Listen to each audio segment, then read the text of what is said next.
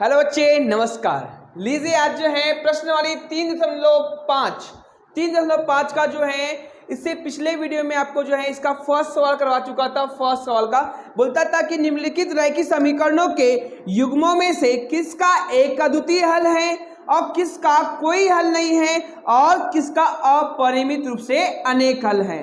पहले पहचानना होता है कि इनमें से तीनों में से कौन सा यहाँ पे निकाय फॉलो हो रहा है और इसे पहचानने के बाद बोलता है कि एक अद्वितीय हल होने की स्थिति में उसे वज्र गुणन विधि से हल ज्ञात करना है। यदि ये वाला कंडीशन बनती तब करना है, अन्यथा नहीं करना होता है। ठीक है, देखते हैं कि इनमें से कौन सी कंडीशन यहाँ पे बनती है। ठीक है, देखिए दोस्तों क्या दिया है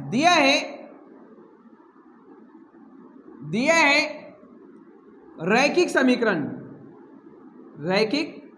समीकरण क्या दिया यहाँ पे 2x plus Y is equal to 5। मैं पक्षांतर कर देता हूं क्योंकि अपना व्यापक समीकरण a1x plus b1y plus c1 is equal to 0 का यूज करने वाले हैं। ठीक है बच्चों, तो क्या होगा यहाँ पे बेटा 2x plus Y minus 5 is equal to 0 equation number first. तथा दूसरा समीकरण आपके पास में क्या दिया हुआ है 3x plus 2y is equal to 8। इसको तो पसंद कर देंगे तो बनेगा बच्चों के यहाँ पे 3x minus plus 2y minus 8 is equal to 0 equation number बन गया क्या ये सेकंड। अब भी अपना व्यापक समीकरण क्या होता है लिखेंगे यहाँ पे क्या दो चरों वाले रैखिक समीकरण का व्यापक रूप a1x plus b1y plus c1 बराबर 0, a2x plus b2y plus c2 is equal to 0 से तुलना करने पर जैसे ही तुलना करते हैं तो a1 के स्थान पे क्या है बच्चों ये a1 b1 c1 मतलब समीकरण नंबर 1 से तुलना करना होता है। तो ये x है, यहाँ भी x है। यहाँ पे a1 के प्लेस पे क्या है धन दो बेटा, धन लिखते नहीं है। ठीक है, यहाँ y है, यहाँ भी y है, लेकिन b1 है, यहाँ पे b1 के प्लेस पर किसी प्रकार संख्या दिखाई देती है मतलब 1 है, तो b1 बराबर क्या यहाँ पे 1 हो गया। यहाँ पे क्या c1 है, c1 के प्लेस पर क्या -5, तो c1 इक्वल टू -5। अब बेटा देखिए ये a2 b2 c2 मतलब समीकरण नंबर 2 से कंपेयर करना है। तो यहाँ पे a2 के प्लेस पर क्या है +3 दिया हुआ है, a2 इज इक्वल टू +3। अब b2 बराबर कितना दिया बच्चा b2 इज इक्वल टू +2 और c2 बराबर कितना दिया -8, माइनस कितना दिया अपना 8 दिया हुआ है। ठीक है, अब देखते हैं इसको अनुपातों के रूप में लिखने पर क्या चो अनुपातों के रूप में लिखने पर लिखेंगे चो यहाँ पे अनुपातों के रूप में लिखने पर राइट करना है अपने को रेशो के फॉर्म में। ठीक है, तो a1 अपान a2 मतलब a1 का वैल्यू 2, b1 का वैल्यू b2 का वैल्यू पे 3 मतलब 2 अपान कितना पे 3 हो गया। या b1 अपान b2 जो b1 अपान b2 b1 का वैल्यू कितना दिया यहाँ पे 1 और b2 का वैल्यू कितना दिया यहाँ पे 2। अब बेटा c1 अपान c2 मतलब बच्चों c1 का मान -5 और c2 का वैल्यू -8। ये माइनस से माइनस कैंसिल बन जाएगा 5/8। ठीक है, एक्चुअली में अब देखना है कि ये इनमें कोई संख्या कट रही है क्या, किसी संख्या से नहीं कट रही है। कैसे देखो 2 और 3 दोनों ये एक प्राइम नंबर मतलब अभाज्य संख्या, तो एक दूसरे से कटना नहीं है। 1 और 3 भी नहीं कटेगी और 5 और 8 भी आपस में नहीं कटने वाले हैं, तो उसको जैसे रख दो। ठीक है, अब देखना है कि ये 2/3 1/2 और क्या पे 5/8 क्या 2/3 1/2 के इक्वल है क्या 2/3 1/2 के बराबर है क्या बराबर नहीं है, लेकिन नॉट इक्वल टू 1/2 5/3 से इक्वल है क्या बराबर है क्या नहीं, तो क्या पे नॉट इक्वल टू। ठीक है, तो अब भैया हमने आपके दिमाग में तो आना चाहिए कि सर ने बताए थे a1 upon a2 not equal to b1 upon b2 और दूसरा वाला ये क्या है एक अद्वितीय हल मतलब यूनिक सॉल्यूशन बताया था आपको। ठीक है, अब बताए a1 upon a2 equal to b1 upon b2 not equal to c1 upon c2, ये कोई हल नहीं मतलब नो सॉल्यूशन के लिए बताया गया था। ठीक है, अब बेटा a1 अपान a2 और b1 अपान B2 और बेटा B1 अपान B2 और C1 अपान C2 ये सभी जगह इक्वल इक्वल का सिंबल लगते हैं, तो ऐसी कंडीशन करते हैं अनेक हल होते हैं। क्या? इन्फिनिटी मेनी सॉल्यूशन होता है। क्या आपको जो है तीनों स्थान में नॉट इक्वल टू वाला कहीं यूज किया? यहाँ पे मैं तीनों में से क्या नहीं किया। तो आपको क्या करना है, ऐसी कंडीशन में जो है ये वाला है मानना है एक अद्वितीय हल, मतलब पहली वाली में नॉट इक्वल लगाना है, इसको निगलेक्ट कर देना है। ठीक है, चलो देखते हैं। ठीक है, अब आपको बोला गया था यदि एक अद्वितीय हल है तो ऐसी कंडीशन में आपको क्वेश्चन को ऐसी कंडीशन आपको जो है क्वेश्चन को जो है वज्र गुणन विधि का प्रयोग करके हल करना होता है। तो देखते हैं। ठीक है, तो लिखेंगे हम लोग यहाँ पे इसीलिए क्या पे इसीलिए 2/3 इक्वल नॉट इक्वल टू 1/2 इसका प्रयोग करना होता है। मतलब क्या लिखना है अपने को कि A1/A2 not equal to B1/B2 ये वाला फार्मूला यहाँ पे प्रयोग होने वाला है। ठीक है, मतलब जो आपको पता है कि जब A1/A2 not equal to B1/B2 होता है तो ऐसी कंडीशन में निकाय का हल कितना होता है, तो एक अद्वितीय हल होता है। लिखना है चूंकि A1/A2 not equal to B1/B2 हो तो निकाय के हल एक अद्वितीय हल होंगे। ठीक है, आपने पहचान लिए कि इसका हल क्या होगा, एक अद्वितीय हल होगा। यदि एक अद्वितीय हल है तो इसे वज्र गुणन विधि से हल ज्ञात करना है, ये बोला गया था।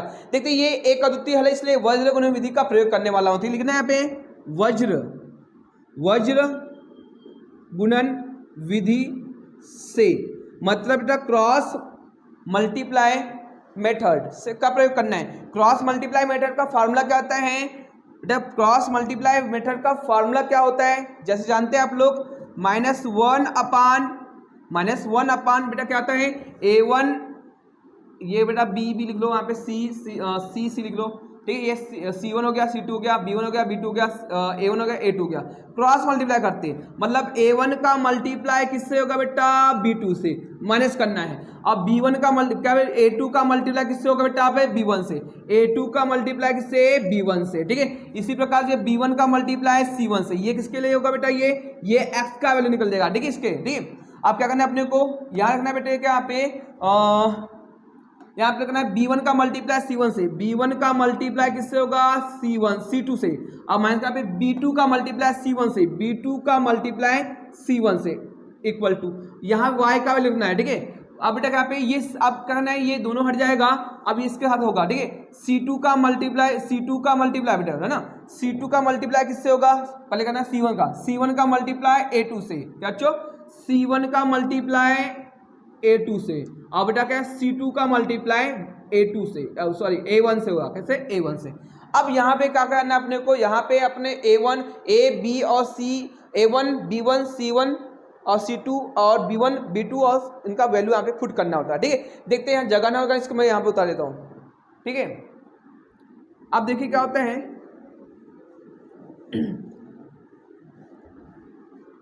इसमें क्या करना है अपने को, ये फार्मूला में मान रख देना है, वैल्यू पुट कर देना है।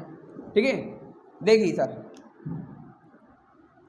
यहाँ पे -1 हो गया बेटा, A1 का मान क्या है, A1 का मान 2, B2 का वैल्यू कितना बेटा, B2 का वैल्यू कितना है यहाँ पे 2, माइनस B1 का क्या पे A2 का वैल्यू कितना है, A2 का वैल्यू कितना पे 3, और B1 का वैल्यू कितना बेटा, यहाँ पे B1 का वैल्यू कितना दिया, यहाँ पे B1 का वैल्यू 1 दिया हुआ है, इक्वल्स टू, ठीक है, यहाँ पे X का वैल्यू, ठीक है, क्या बेटा B1 का वैल्यू कितना पे 1 इंटू क्या पे C2 का वैल्यू कितना दिया है, C2 का वैल्यू कितना दिया बच्चों, यहाँ पे C2 का वैल्यू दिया बेटा यहाँ पे 8 दिया हुआ है। ठीक है, माइनस फिर क्या दिया यहाँ पे B2 का वैल्यू कितना दिया यहाँ पे 2, और C1 का वैल्यू कितना दिया बच्चों यहाँ पे 5 इक्वल टू Y। ठीक है, यहाँ C1 का वैल्यू कितना दिया यहाँ पे 5, और A2 का वैल्यू कितना दिया यहाँ पे 3, माइनस C2 का वैल्यू कितना पे बेटा 8 और कितना पे 2। ठीक है, अब इसको करना है मल्टीप्लाई, मतलब -1 2 2 जा कितना पे 4, मतलब 2 2 कितना पे 4 हो गया। ठीक है, और क्या माइनस 3 का 3 इजिकल टू X। ठीक है, 8 का 8, 5 2 5 कितना पे 10, इजिकल टू यहाँ पे y, 3 5 यहाँ पे 15, 8 यहाँ पे 16। अब इनको सब टेस्ट कर दो चिन्हों के अनुसार, ठीक है। -1 +4 -3, मतलब यहाँ पे प्लस, मतलब यहाँ पे क्या होता है कि बड़ी संख्या सामने का चिन्ह लगता है, मतलब यहाँ पे 1 हो जाएगा, ठीक। इजिकल टू ये x है, ये +8 में है, ये -10 में घट जाएगा, लेकिन बड़ी संख्या सामने का चिन्ह लगेगा, मतलब 10 में से 8 घटेगा तो 2 बचेगा, माइनस हो जाएगा, ठीक है। इसमें यहाँ पे y हो जाएगा 15 प्लस में है, 16 माइनस में है, घट जाएगा, लेकिन बड़ी संख्या के सामने चिन्ह लग जाएगा। 16 में से 15 घटेगा तो 1 बचेगा, लेकिन बड़ी संख्या सामने का चिन्ह, ठीक है। अब क्या करना है कि प्रथम दो पद का कंपेयर करना है, कि अंतिम दो पद का कंपेयर कर देना है। क्या तो यहाँ से x और y का मान निकल जाएगा, तो लिख लेंगे यहाँ पे क्या, प्रथम दो पदों लिखना है, प्रथम दो पद लेने पर, ठीक है। इसलिए मैं यहाँ पे -1/1 इजिकल टू x/-2, ठीक है। अब इसको आंसर जब भी बराबर का चिन्ह तो तिर्यक गुना करते हैं केवल, ठीक है। तो क्या बेटा -1 का मल्टीप्लाई, देखो x का मल्टीप्लाई 1 से तो x ही आएगा, -1 का मल्टीप्लाई -2 से कितना आ जाएगा बेटा पे, माइनस का मल्टीप्लाई माइनस कितना है, प्लस हो जाएगा, 2 1 का 2, मतलब x का वैल्यू कितना प्राप्त होगा अपने को, 2 हो गया, ठीक है। अब क्या करना, अंतिम दो पद लेने पर, क्या बेटा अंतिम दो, यहाँ पे अंतिम दो पद लेने पर, तो क्या वहां पे, इसीलिए x/-2 is equal to y is equal to -1, यहाँ पे x का वैल्यू 2 रख देना है, ठीक है। तो क्या बनेगा यहाँ पे, ये 2/-2 इजिकल टू y/-1, ठीक है। ये 2 से 2 कैंसिल हो जाएगा, तो बचेगा क्या बन जाएगा यहाँ पे 1/-1 इजिकल टू y/-1। ये -1 से -1 कैंसिल हो जाएगा, तो y का वैल्यू क्या प्राप्त हो जाएगा बेटा, यहाँ पे 1 प्राप्त हो जाएगा। y का वैल्यू कितना प्राप्त हो बेटा, 1 प्राप्त होगा, ठीक है। इस प्रकार जो है आपका जो है ये क्वेश्चन नंबर जो है सेकेंड सवाल था 3.5 का, जो फर्स्ट सवाल का सेकेंड सवाल। तो इसमें जो हमने पहले पता किए कि ये व्यापक दिए गए रैखिक समीकरण एक अद्वितीय हल है या अपरिमित से अनेक हल है या कोई हल नहीं है। तो हमने पहचान सबसे पहले तो देखे अपरिमित से अनेक क्या, एक अद्वितीय हल है। तो एक अद्वितीय हल होने की स्थिति में आपको जो है वज्र गुणन विधि का यूज करना है। इसका फार्मूला ये होता है, आपको मैं इससे पिछले वीडियो में इसका फार्मूला कैसे बनाया है इस बता चुका हूँ, ठीक है। अब इनके वैल्यू को यहाँ रखना है, इनको सॉल्व करना है, तो यहाँ पे x और y के वैल्यू प्राप्त करना है। तो यहाँ पे जो है हमारे इस इक्वेशन में x का वैल्यू 2 आ जाएगा और y का वैल्यू क्या प्राप्त होगा, पे 1 प्राप्त हो जाएगा। इस प्रकार जो आपका ये क्वेश्चन कंप्लीट सॉल्यूशन हुआ। आप इसके बाद में जो है बेटा नेक्स्ट थर्ड क्वेश्चन लेके आएंगे नेक्स्ट वीडियो में।